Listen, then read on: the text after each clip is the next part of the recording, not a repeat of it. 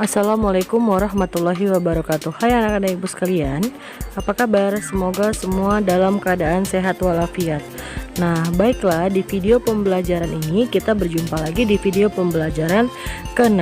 Selamat datang di video pembelajaran ke-6 di kelas 8. Oke, baiklah, adapun materi yang akan kita bahas pada hari ini adalah kita masuk ke bab 2.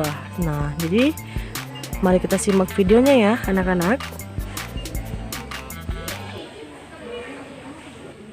Nah, yang kita bahas hari ini adalah kita masuk ke materi bab 2 yang judulnya itu adalah menumbuhkan kesadaran terhadap Undang-Undang Dasar Negara Republik Indonesia tahun 1945.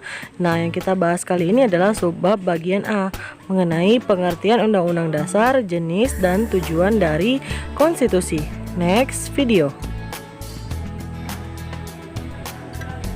Undang-Undang Dasar Negara Republik Indonesia tahun 1945 merupakan hukum dasar tertulis konstitusi pemerintah negara Republik Indonesia saat ini. Nah, jadi Undang-Undang Dasar ini adalah konstitusi pemerintahan negara Republik Indonesia sekarang ini.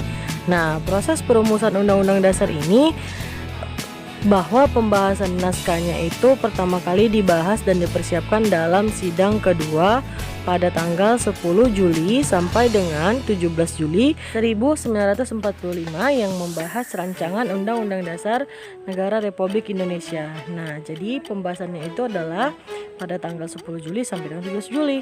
Nah, ini setiap bangsa yang merdeka akan membentuk suatu pola kehidupan berkelompok yang dinamakan dengan negara. Sebuah negara berdiri itu memerlukan suatu pedoman atau aturan yang diperlukan dalam suatu negara. Kita lihat ya, apa sebenarnya yang menjadi pedoman dalam kehidupan kita. Nah, ini tadi ya, sebuah negara memerlukan sebuah naskah yang dijadikan sebagai pedoman dalam bertindak atau aturan di suatu bangsa atau di suatu negara. Nah, jadi kalau di negara Indonesia yang menjadi pedoman dalam bertindak itu atau aturannya itu tertulis di dalam Undang-Undang Dasar Negara Republik Indonesia tahun 1945. Jelas ya, tadi sebuah negara berdiri memerlukan sebuah naskah yang dijadikan sebagai pedoman atau aturan. Nah, aturannya itu adalah Undang-Undang Dasar Negara Republik Indonesia tahun 1945. Kemudian yang akan kita bahas adalah perkataan konstitusi berasal dari bahasa Prancis, yaitu adalah constituer,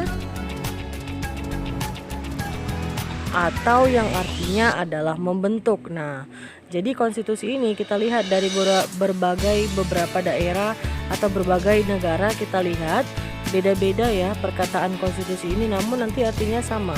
Mari kita lihat untuk dari negara-negara lain. Kita lihat di sini ada dari negara Inggris. Kalau di negara Inggris disebut dia dengan constitution. Kemudian kalau dari negara Belanda disebut dengan constitu. Kalau dari bahasa Latin dia disebut dengan constitutio. Kemudian kalau dari bahasa Prancis tadi sudah kita bahas, yaitu constituer, yang artinya adalah membentuk. Kemudian yang dari terakhir itu adalah dari bahasa Jerman, yaitu adalah disebut dengan Verfassung. Nah, kemudian ini semua konstitusi ini kalau di negara Indonesia sama artinya dengan Undang-Undang Dasar, yaitu peraturan yang berlaku di suatu negara.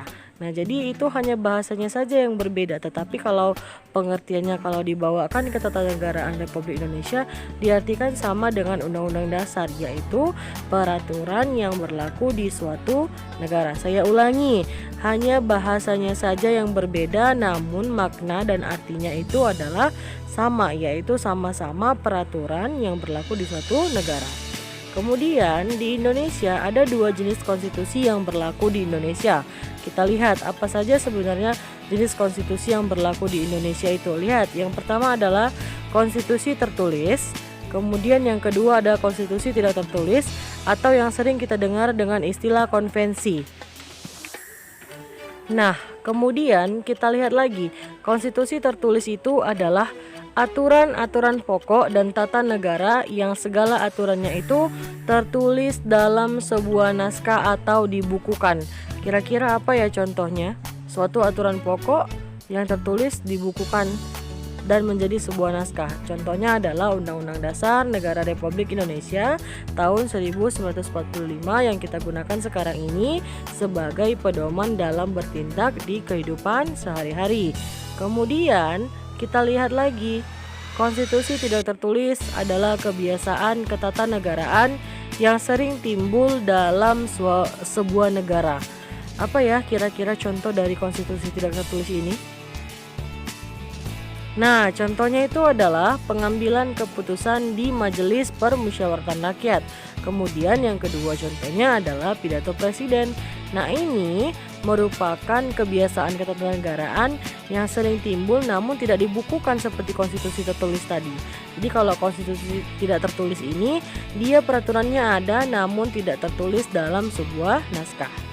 Kemudian tujuan konstitusi ini adalah apa ya kira-kira tujuannya? Nah, tujuannya adalah membatasi kekuasaan penguasa agar tidak bertindak sewenang-wenang. Maksudnya tanpa membatasi kekuasaan penguasa, konstitusi tidak akan berjalan dengan baik dan bisa saja kekuasaan penguasa akan merajalela dan bisa merugikan rakyat banyak. Nah, jadi itulah fungsinya adanya konstitusi ini agar penguasa tidak bertindak sewenang-wenang dalam melakukan suatu hal atau bertindak dalam pemerintahan negara Republik Indonesia. Jadi dibatasi dia melalui adanya konstitusi. Nah, baiklah, kalau di video pembelajaran ke-6 ini yang kita bahas itu hanyalah mengenai pengertian, jenis, dan tujuan dari konstitusi tersebut.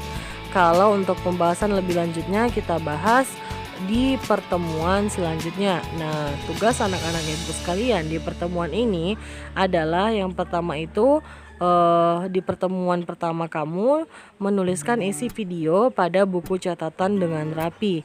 Kemudian yang kedua, tuliskan 5 contoh konstitusi tertulis dan 5 contoh konstitusi tidak tertulis.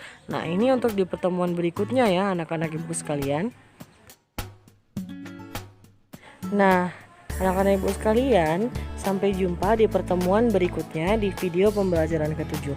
Apabila ada pertanyaan atau yang kurang mengerti, silakan hubungi ibu atau chat pribadi di WhatsApp. Nah, ibu akhiri dengan mengucapkan salam. Wabillahi taufiq wal hidayah. Wassalamualaikum warahmatullahi wabarakatuh.